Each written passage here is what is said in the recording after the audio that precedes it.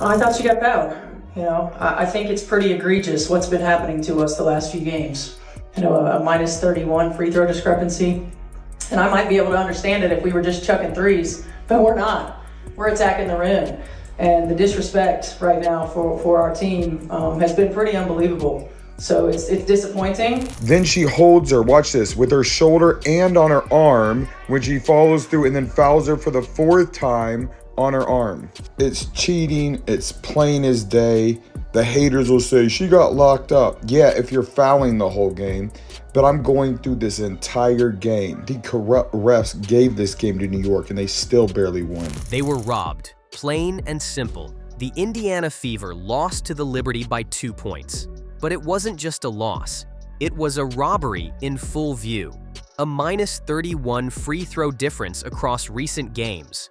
No call on Caitlin Clark in the dying seconds. And Stephanie White, she was furious. She did what most coaches won't. She called out the referees for everyone to hear. But here's the twist. This game was more than controversial. It might have been the turning point for this young, fired-up Fever squad. Let's break down what really happened, show you the evidence, and ask the question the WNBA needs to answer. Is this league serious about fairness? From tip-off, the tone was set. The Fever came out aggressive, not chucking threes, not sitting back. They attacked the paint. Aaliyah Boston dropped 27 points and 13 boards like it was a playoff game. Lexi Hull, in her first start, exploded for 15 points, exactly when her team needed her. This wasn't a team surviving. This was a team thriving. A three off target, batted a lot, bodies on the floor. Clark 1-on-3 trying to split the defense, goes into traffic and reverses it off the glass. And a fearless Caitlin Clark here. Watch how she uses her body to shield the defender. That's just beautifully done by Caitlin Clark. No pass shot possessions for New York. Clark, step back three. Oh, she hit it and draws the foul. Welcome back, Caitlin Clark.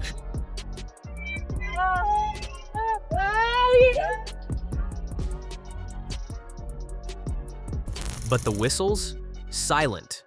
Every time Indiana made a move toward the rim, there was contact, body to body, arms slapping across the drive. And yet, nothing. Meanwhile, the Liberty went to the line 32 times. The Fever, just 15. That's not just a bad night. That's a red flag waving from the top of Barclays Center. And if you watched that final minute, you saw it unfold in real time. First, the Bonner no call. She had a clear path, got hammered going up, no whistle. That's a 2-point swing. Next, a phantom foul on Hull. Sabrina Ionescu initiates the contact, minimal at best, and gets the call.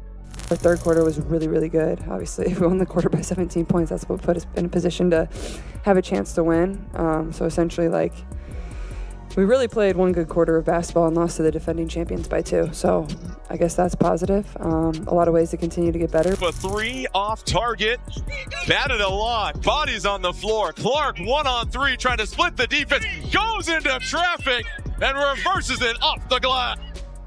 And a fearless Caitlin Clark here. Watch how she uses her body to shield the defender.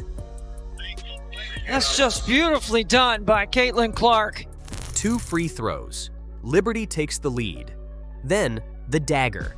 Caitlin Clark, final possession, drives through contact, not once, not twice, but 3 times, gets hit on the arm, shoulder, everything.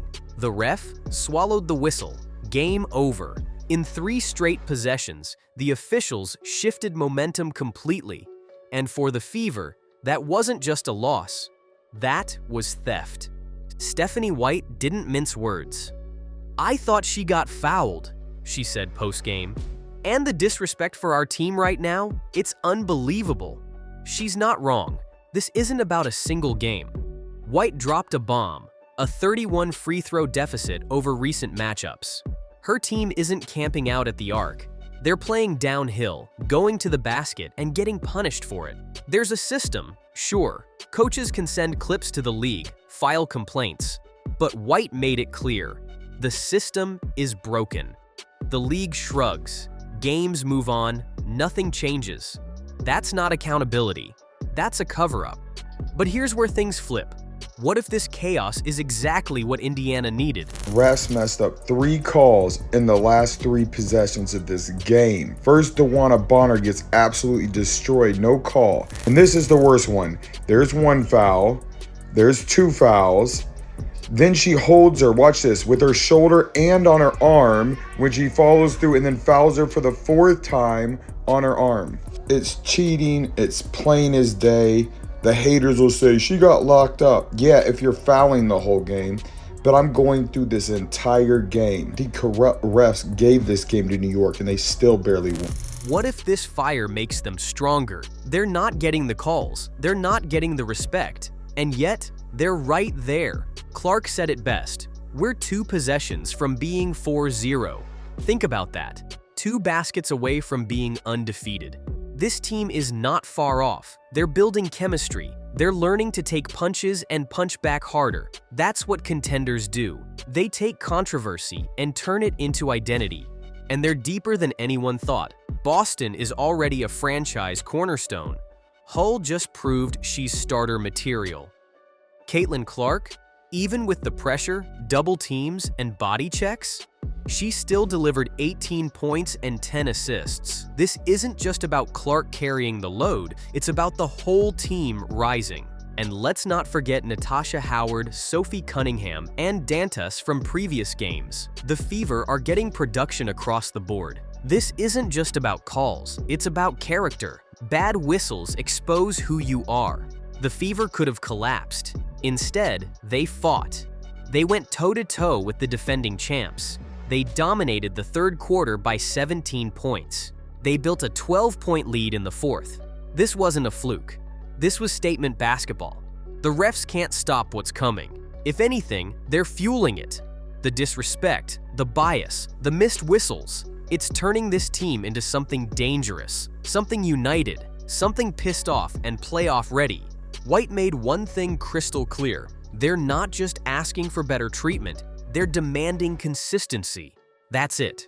Consistent officiating. Calls that make sense, calls that go both ways. Because right now, the rules seem to change depending on the jersey. This team isn't whining, they're fighting through it. Every missed call just adds to the chip on their shoulder. So what now? The league's on notice. The fans see it. The players feel it. And the Fever? They're coming. They've proven they can hang with anyone. And if they ever get a fair whistle, it's over. Get ready, WNBA. You can't silence this team, and you can't stop what happens when a roster this hungry gets pushed too far. Let us know what you think down in the comments. Were the refs out of line? Did Indiana get robbed? Smash that like button, subscribe, and turn on notifications so you never miss a game recap or breakdown like this. Stay loud, stay locked in. The Fever are just getting started.